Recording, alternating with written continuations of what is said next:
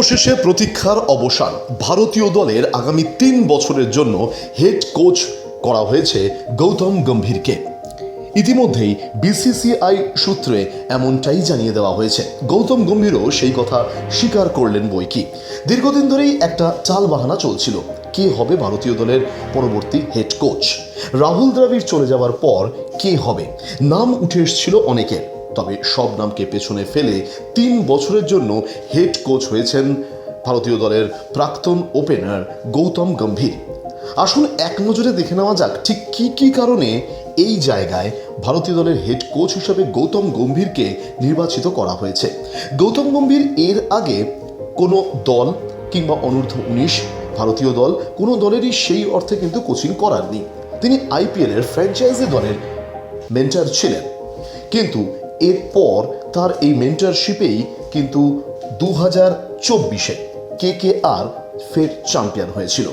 এর আগে দুবার যখন কেকেআর চ্যাম্পিয়ন হয় সেই দলের অধিনায়ক ছিলেন গৌতম গম্ভীর। এরপর মেন্টর হিসাবে যখন শাহরুখ খান গৌতম গম্ভীরকে নিয়ে আসেন কেকেআরে অর্থাৎ কলকাতা নাইট রাইডার্সে 2024-এই তিনি কিন্তু ম্যাজিক দেখান।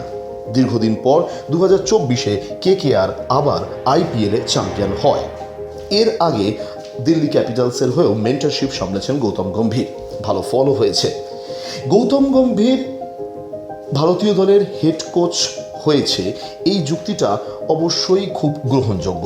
তার কারণ হচ্ছে 2007 বিশ্বকাপ ধোনির জামানায় যখন টি-20 বিশ্বকাপ ভারত জেতে সেই দলের অত্যন্ত গুরুত্বপূর্ণ সদস্য ছিলেন গৌতম গম্ভীর। তারপর 2011 সালে যেবার ভারত প্রথমবার দীর্ঘদিন পর ভারত যখন বিশ্বকাপ 50 ওভারের চ্যাম্পিয়ন হয়, সেখানেও কিন্তু ওপেনার হিসাবে গৌতম গম্ভীরের ঝকঝকে 97 রান আজও ভারতীয় ক্রিকেট প্রেমীদের মনে দাগ কেটে আছে বইকি।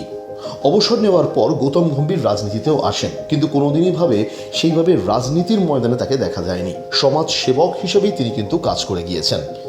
গৌতম গম্ভীর সেই ব্যক্তি যিনি কিন্তু একেবারে নীরবে নিঃশব্দে মানুষের জন্য মানুষের সেবায় কাজ করে গেছেন। গৌতম গম্ভীর ভারতীয় দলের কোচ হওয়ায় পরবর্তীকালে বিরাট কোহলি কিংবা রোহিত শর্মার ভবিষ্যৎ কী হবে তা অবশ্যই সময় বলবে, কিন্তু গৌতম গম্ভীরকে যে ভারতীয় দলের কোচ নির্বাচিত করা হয়েছে আগামী 3 বছরের জন্য অর্থাৎ 2027 পর্যন্ত, 2027 বিশ্বকাপ পর্যন্ত গৌতম গম্ভীর ভারতীয় দলের কোচ। এই 3 বছরে অনেক কঠিন অ্যাসাইনমেন্ট রয়েছে ভারতীয় দলের। আগামী 3 বছর বেশ কিছু কঠিন অ্যাসাইনমেন্ট রয়েছে ভারতীয় দলের। টি-20 বিশ্বকাপ রয়েছে চ্যাম্পিয়ন্স ট্রফি, রয়েছে 50 ওভারের বিশ্বকাপও, অর্থাৎ রাহুল দ্রাবিড়ের পর শুরু হচ্ছে এবার গম্ভীর যুগ ভারতীয় ক্রিকেট দলে। ব্যুরো রিপোর্ট, বাংলার পালস টিভি।